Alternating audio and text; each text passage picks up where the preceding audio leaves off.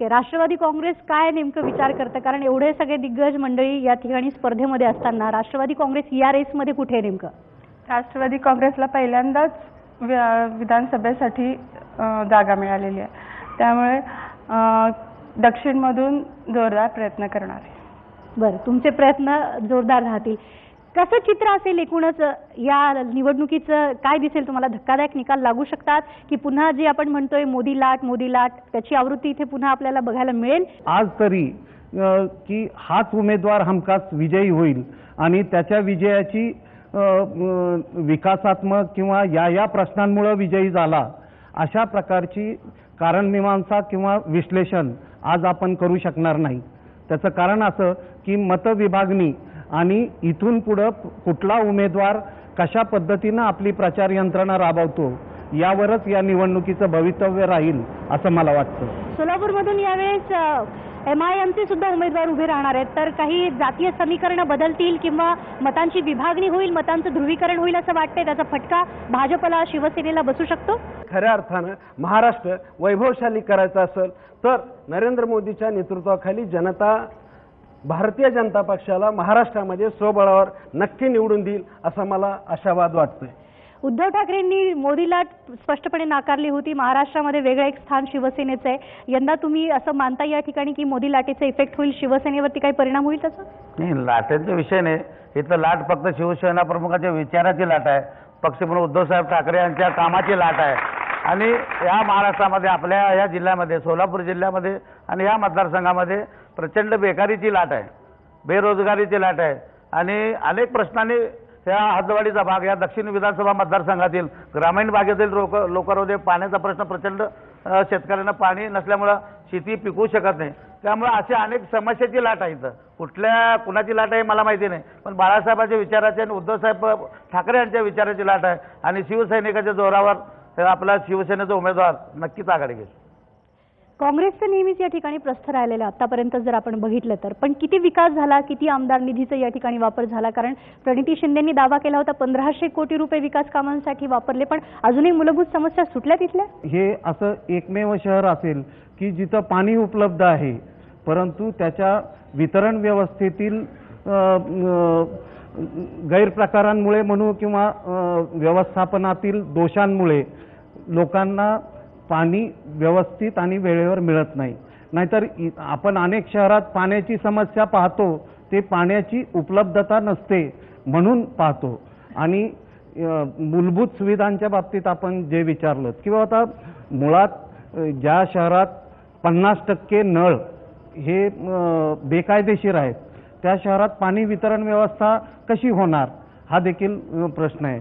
आणि दक्षिणच्या बाबतीत बोलायचं झालं तर पाणी हा प्रश्न, उजनीचं पाणी दक्षिण सोलापूर तालुक्याला कोण आणि कशा पद्धतीनं आणणार हा मुद्दा या निवडणुकीत मोठ्या प्रमाणात चर्चेला जाऊ शकतो असं आज वाटतं.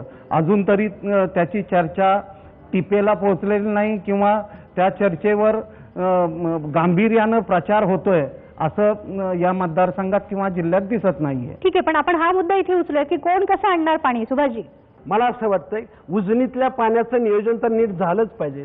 उजनी आणि सीना नदी म्हणजे भीमा आणि सीना नदीचा जोड कालवा जो आहे त्या माध्यमातून सीना नदीला जर आम्ही कालव्याचा दर्जा दिला तर त्या ठिकाणी आम्ही पाणी अडवलं तर मला असं वाटतं की पाण्याचा प्रश्न खूप मोठ्या प्रमाणात सुटू शकतो. मला कुठलीही समस्या जड आहे असं वाटत नाही. फक्त इच्छाशक्ती असली, दूरदृष्टी असली तर 100% प्रश्न निघू शकतात. प्रत्येक प्रश्नाला उपाय आहे, पण करायची क्षमता, करायची इच्छाशक्ती पाहिजे. पण कुठेही अडचण नाही. माझ्या दृष्टीनं दक्षिण तालुका मॉडेल मला करायचं आहे आणि मी या निमित्तानं आव्हान करणार आहे. दक्षिण तालुक्यात आता आपण कोणीतरी तुम्ही सांगितलं 1,500 कोटी सोलापूर शहरासाठी, जिल्ह्यासाठी आले. 70,000 कोटी रुपये काहीतरी घोटाळा झाला म्हणते, म्हणजे जलसंधारणामध्ये 70,000 कोटी 30-35 जिल्हे आहेत.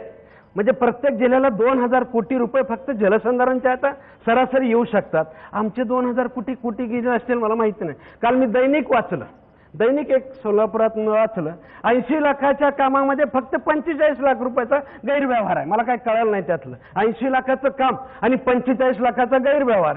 तसंच 1,500 कोटी आले असतील, कागदावर 100% आले असतील, पण कुणाच्या खिशात गेले ह्याचा संशोधनाचा भाग आहे. सोलापूर कराल तर त्याला बहुतेक मला माझ्या माहितीनुसार काही मिळालेलं नसावं असं माझा अंदाज आहे. जनता इथं आलेली आहे. जनतेने सांगावं की 1,500 कोटीचं आम्हाला खूप काही कामं दिसलेले आहेत. मी नतमस्तक होतो त्यांच्या पुढे. बिलकुल, भ्रष्टाचाराचं या ठिकाणी त्यांनी वाद उपस्थित केलेला आहे. हा मान्य का आपल्याला? आणि तुम्हाला यासाठी हा प्रश्न, कारण आघाडीमध्ये असताना काँग्रेस आणि राष्ट्रवादीने या संदर्भातली सत्ता उपभोगलेली आहे. राष्ट्रवादीने उत्तर द्यावं. भ्रष्टाचार तर सगळ्याच पक्षात होत असतो, फक्त काँग्रेस राष्ट्रवादीमध्ये होतो. शिवाजी, मान्य आपल्याला भ्रष्टाचार तर सगळ्याच पक्षात होतो.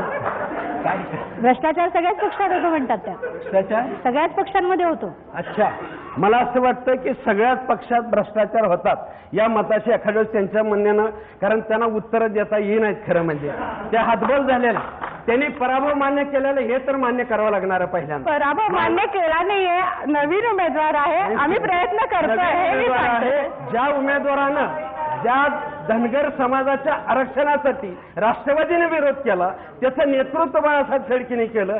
त्या बाळासाहेब शेळकेला राष्ट्रवादीचा एकदम पुळका कसा आला ह्याचा संशोधनाचा भाग आहे. खरं म्हणजे मलाही कळालेलं नाही त्यातलं गणित काय आहे ते.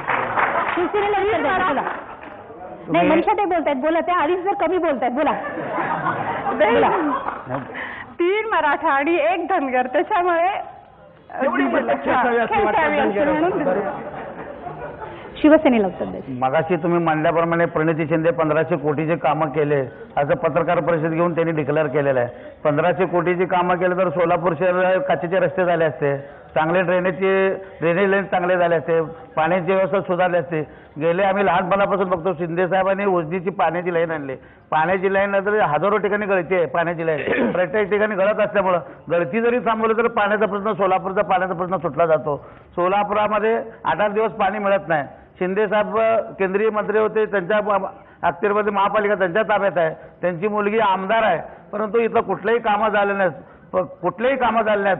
खोटं आश्वासन द्यायचं. एका आमदाराला वर्षामध्ये किती निधी मिळाला जातो, 5 वर्षात किती निधी मिळाला जातो, आपण अभ्यास केला तर आपल्याला कळेल. पण ह्याच प्रणिती शिंदेला फक्त एकाच मतदारसंघामध्ये 5 वर्षाचे 1500 कोटी म्हणजे अजब आहे, आश्चर्यकारक आणि संशोधन करण्याची गोष्ट आहे. त्यामुळे हे सगळे इलेक्शन आल्यामुळं चुकीच्या पत्रकार परिषद घ्यायच्या, लोकांच्या दिशाभूल करायच्या. आणि मगाशी बापूने म्हणल्याप्रमाणे हातवाडीमध्ये 45 लाखाचा भ्रष्टाचार झाला असं महापालिकेच्या आयुक्तांचं म्हणणं आहे आणि चौकशी चालू आहे. त्या विधानसभेचे मतदारसंघाचे आमदार दिलीप माने आहेत. प्रत्येक ठिकाणी वाळू माफियाला त्यांचा पाठिंबा आहे, मटकेवाल्याला त्यांचा पाठिंबा आहे आणि भ्रष्टाचाराला त्यांचा पाठिंबा असल्यामुळं त्यांचा प्रभाव निश्चित आहे आणि शिवसेनेचा विजय निश्चित आहे. ठीक आहे, म्हणजे साधारण कागदावरती तरी 1500 कोटींची उड्डाणं, म्हणजे कोटींची उड्डाणं झाली आहेत असं सत्ताधारी सांगतायत या ठिकाणी. प्रत्यक्षात तो सगळा पैसा जनतेपर्यंत पोहोचलाय का हे जाणून घेणार आहोत. जनतेच्या समस्या आणि जनता थेट प्रश्न विचारणार आहे या प्रतिनिधींना. एक छोटासा ब्रेक मला घ्यायचा आहे सरकारनामामध्ये आणि लगेच परतूयात.